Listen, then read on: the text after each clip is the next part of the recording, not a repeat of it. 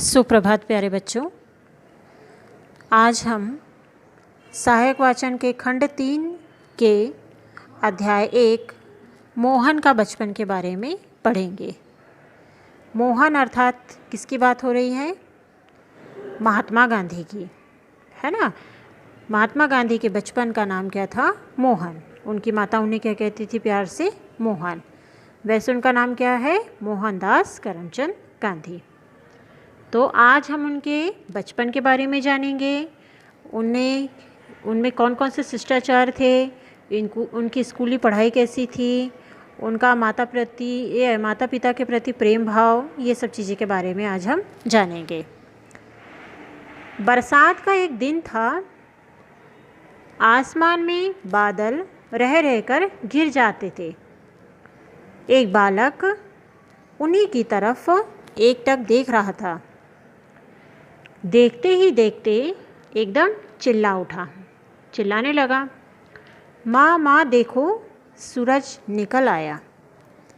अब तू अपना व्रत खोल सकती है व भोजन कर सकती है। जैसे ही माँ घर के बाहर निकली, सूरज भगवान बादल की ओट में फिर से छिप गए।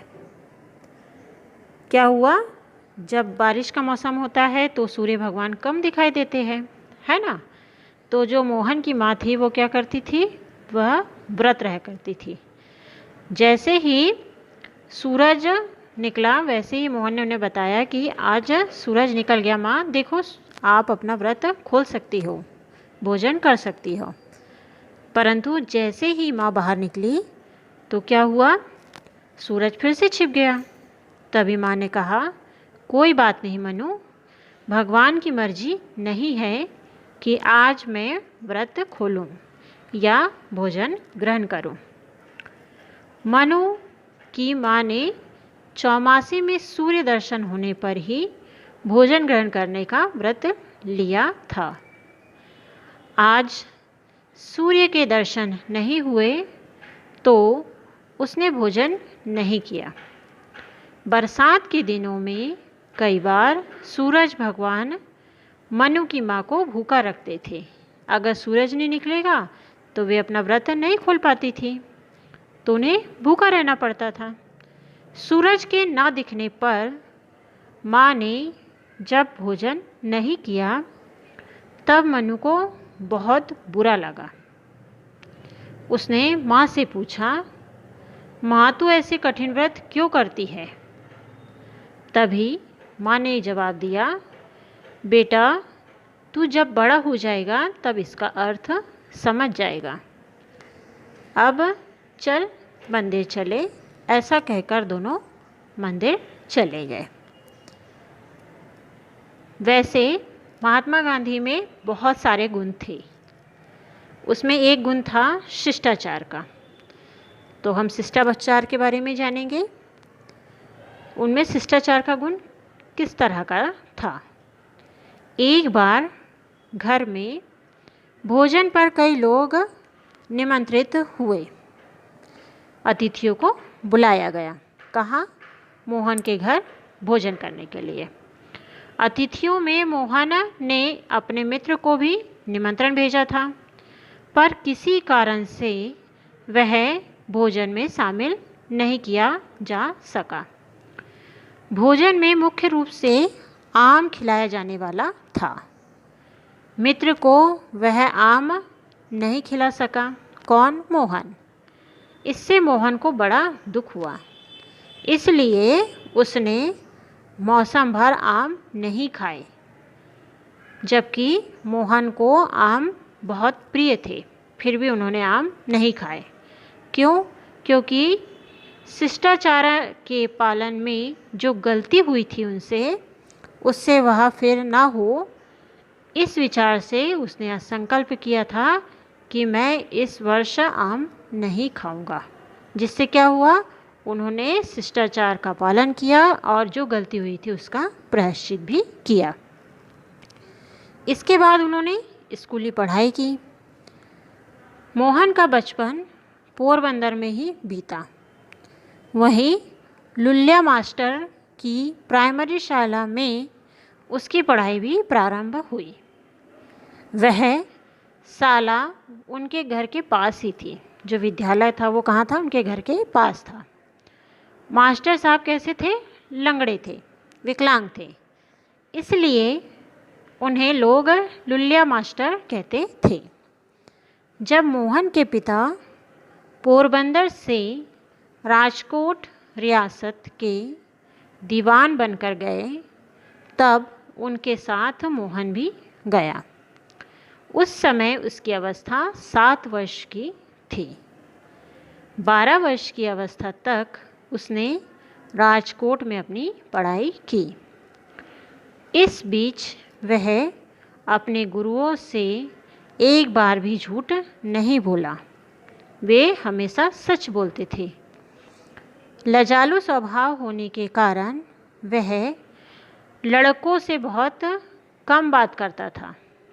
उसे डर लगा रहता था कि कहीं कोई गलती ना हो जाए मेरे बोलने पर, और उसके जो मित्र है वे उसका मजाक ना उड़ाने लग जाए, इसलिए वे कम बोला करते थे। इसके बाद उनमें एक गुण और था, ईमानदारी का। हाई स्कूल के पहले वर्ष की परीक्षा के समय की एक घटना है। अंग्रेज इंस्पेक्टर परीक्षा लेने आए। उसने मोहन की कक्षा के विद्यार्थियों को 5 अंग्रेजी शब्द लिखने को कहा। उनमें एक शब्द केटल था। मोहन ने इस शब्द के हिज्ज गलत लिखे थे। जो शब्द थे वो उन्होंने क्या किया था? गलत लिखा था। परंतु पास ही खड़े शिक्षक ने इशारे से उसे बताया, परंतु उसके दिमाग में यह बात नहीं आई कि मास्टर जी सामने लड़के की स्लेट देखकर उसे ठीक करने का इशारा कर रहे हैं। मोहन बच्चा ही था, फिर भी वह समझता था कि मास्टर जी उसके पास इसलिए खड़े हैं कि कोई लड़का दूसरे की नकल ना कर पाए। मास्टर जी के इशारे करने पर मोहन ने फिर भी नकल नहीं की और ईमानदारी से परीक्षा दी। मास्टर जी को मोहन की ईमानदारी देखकर बड़े प्रसन्न हुए और अपने कार्य से मन ही मन लज्जित भी हुए कि मैं इसे नकल करने का कह रहा था, परंतु इसने अपनी ईमानदारी दिखाई। मोहन में माता पिता के प्रति सेवा भाव भी था। वह कैसा था उसके बारे में हम जानेंगे। मोहन पाठशाला की पुस्तकों के अलावा दूसरी पुस्तकें पढ़ने में रुचि नहीं लेता था, दूसरी पुस्तक नहीं पढ़ना चाहता था। एक दिन लहर में आकर उसने पिताजी की श्रवण पितृ भक्ति नाटक नामक पुस्तक पढ़ डाली। उस पुस्तक का उसके मन पर बड़ा असर पड़ा। श्रवण अपने माता पिता को कांवर में बैठाकर यात्रा कराने ले जा रहा था। यह चित्र भी उस पुस्तक में था। उसका मन श्रवण के समान बनने के लिए ललक उठा। सोचने लगे वे कि मैं भी श्रवण के समान बनूंगा। इसी बीच राजकोट में एक नाटक मंडली आई थी। जो लोग नाटक करते हैं तो वो उसे कहते हैं नाटक मंडली, जो हरिश्चंद्र नाटक खेलती थी। मोहन ने अपने पिता से नाटक देखने की आज्ञा प्राप्त कर ली। उस नाटक को देखा और वह उससे बहुत अधिक प्रभावित हुआ।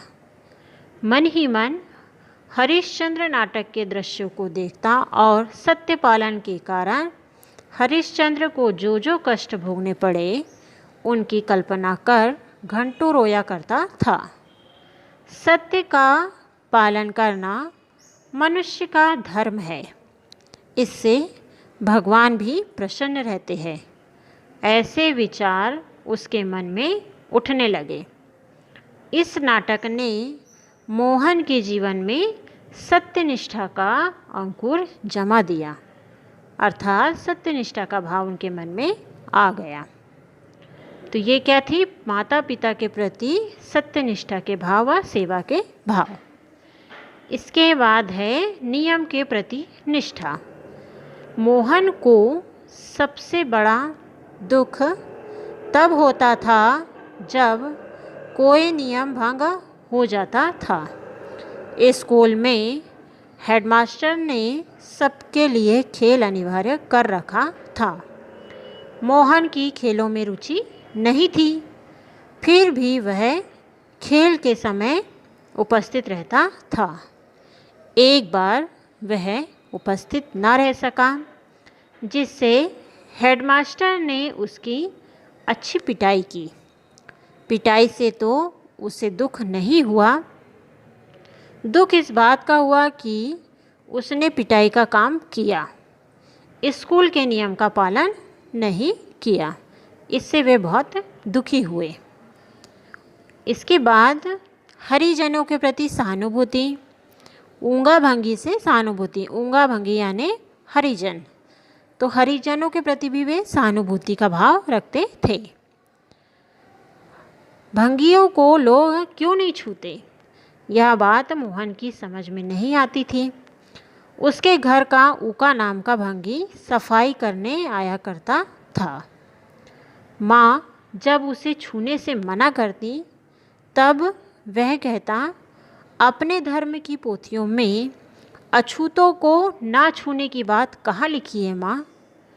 रामायण में लिखा है कि ऋषि वशिष्ठ ने केवट को अपनी छाती से लगाया था और राम ने सबरी के जूठे बेर खाए थे। ये दोनों शूद्र अछूत वर्ण के माने जाते थे। तो फिर तू मुझे ऊका से दूर रहने के लिए क्यों कह रही है? माँ बेटी की बुद्धि की मन ही मन प्रशंसा करती थी, पर उसकी शंका दूर नहीं कर पाती थी। ये क्या था? हरिजनों के प्रति उनकी सहानुभूति। इसके बाद उनका विवाह। उस समय छोटे बच्चों का विवाह हो जाता था। मोहन जब 13 वर्ष का हुआ था, तभी उसका विवाह कस्तूरबा से हो गया था। वे काबा गांधी के मित्र की लड़की थी। मोहन और कस्तूरबा एक ही उम्र के होने के कारण हमजोली की भांति साथ साथ खेलते थे और परिवार के धार्मिक वातावरण में मोहन और कस्तूरबा के महान संस्कारों का निर्माण हो रहा था। कस्तूरबा कौन थी? कस्तूरबा मोहन की पत्नी थी। मोहनदास करमचंद गांधी की पत्नी का नाम क्या था? कस्तूरबा था। इसके बाद हम पढ़ेंगे माता पिता का प्रभाव। माता पिता के संस्कारों का उनके जीवन पर क्या प्रभाव पड़ा? मोहन के माता पिता धार्मिक, सत्यवादी और अपनी बात के धनी थे। पिता जिसे वचन देते उसे अवश्य पूरा करते, जो प्रतिज्ञा करते उसको अवश्य निभाते। पिता शिव मंदिर में जाते थे और राम मंदिर और कृष्ण मंदिर में भी जाते थे। उनके साथ उनका लाडला मोहन भी जाता था। मंदिर का पुजारी कभी नरसिंह मेहता के भजन, कभी मीराबाई के और कभी तुलसी के पद भी गाता था। मोहन उन्हें बड़े चाव से सुनता था। जब पुजारी नरसिंह मेहता का वैष्णव जन तो तेने कहिए जी पीड़ा पराई जाने रे भजन मस्ती में गाते थे, तो वह भी मस्त हो गुनगुनाने लगता था। उसके बापू दीवान थे, इसलिए सभी धर्म के प्रतिष्ठित लोग उनके पास आते थे और धार्मिक चर्चा करते थे। मोहन ने उन्हें सुनता रहता था और इस तरह माता पिता की धार्मिक उदारता का उस पर बड़ा गहरा प्रभाव पड़ा और स्वाभाविक बने। इसके बाद मोहन की विलायत जाने की तैयारी। भाऊजी दवे मोहन के पिता के घनिष्ठ मित्र थे। परिवार वालों ने उन्हें बुलाया। आते ही उन्होंने मोहन से पूछा, बता तू क्या पढ़ेगा? मोहन ने कहा, मैं डॉक्टरी पढ़ना चाहता हूँ। तभी उन्होंने कहा, अरे तू मुर्दे को कैसे चीरेगा? नहीं, ये काम तुझसे नहीं हो पाएगा। देख, हम चाहते हैं तू अपने बापू की तरह पोरबंदर या राजकोट का दीवान बने, और इसके लिए कानून का ज्ञान बहुत ज़रूरी है। अच्छा बोल, कानून पढ़ने विलायत जाएगा? अंधा को क्या चाहिए? 2 आँखें। मोहन ने तुरंत कह दिया, काका मैं विलायत जाऊंगा। तुम्हारी सलाह ठीक है, मैं कानून पढ़ूंगा। मोहन को दवे काका की सलाह से बेहद खुशी हुई, पर माँ दुविधा में पड़ गई कि मेरा मोन्या 3 वर्ष का तक मेरी आंखों से दूर होगा, यह मैं कैसे सहन करूंगी। उसने सुन रखा था कि विलायत जाकर लोग मांस मदिरा के व्यसन में पड़कर बिगड़ जाते हैं, मांस मदिरा का सेवन करने लगते हैं। माँ ने अपने मन की उलझन बेटे को समझाई। मोहन ने अपनी माँ को विश्वास दिलाते हुए कहा, तू मेरा विश्वास मान माँ, मैं भगवान का नाम लेकर प्रतिज्ञा करता हूँ कि जिन बातों से तू डरती है उन्हें मैं कभी नहीं करूँगा। माँ फिर भी झिझकती रही, परंतु क्या करती। मोहन को विलायत पढ़ने के लिए भेजने की तैयारी करने लगे। मोहन की विलायत यात्रा के मार्ग में एक कठिनाई और थी। विलायत में रहने का खर्च कहाँ से आएगा? पिता ने धन संग्रह नहीं किया था। जाति वालों की सहायता मिलने का तो प्रश्न ही नहीं उठता। कहीं से छात्रवृत्ति मिलने की भी आशा नहीं थी। मोहन को चिंतित देखकर उसके बड़े भाई लक्ष्मीदास ने उसके विलायत में रहने का सारा खर्च अपने ऊपर ले लिया। मोहन की चिंता दूर हो गई और उसने कुछ दिन बम्बई में रहकर विलायती पोशाक सिलवाई और उसे पहनना सीख लिया। सन 1888 की 4 सितंबर को मोहन ने M.A. गांधी मोहनदास करमचंद गांधी के रूप में जहाज के 3रे दर्जे में लंदन की ओर प्रस्थान किया। तो ये क्या था?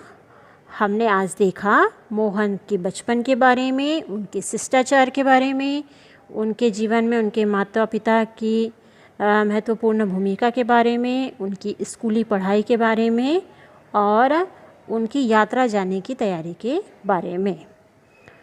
इसके बाद अगले अध्याय में हम पढ़ेंगे गांधी जी की लंदन की यात्रा। आशा करती हूँ आपको विषय वस्तु समझ आई होगी।